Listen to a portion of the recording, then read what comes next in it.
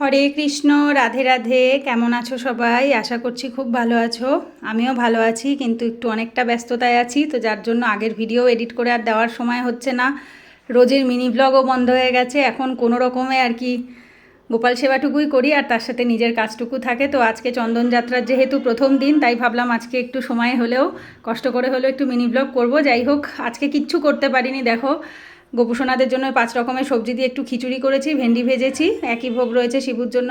আসলে আমার সকাল থেকে 12:30 একটা অবধি পড়ানোই ছিল, তো যার জন্য আর কোনো টাইমই হয়নি সকাল থেকে।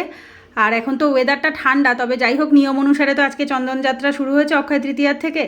তো সেই জন্য আজকে ওই শুধু কপালেই দিয়ে দিয়েছি, সারা মুখে দেইনি কারোরই, কারণ যেহেতু ওয়েদার ঠান্ডা রয়েছে, তো নালে ঠান্ডা লেগে যাবে।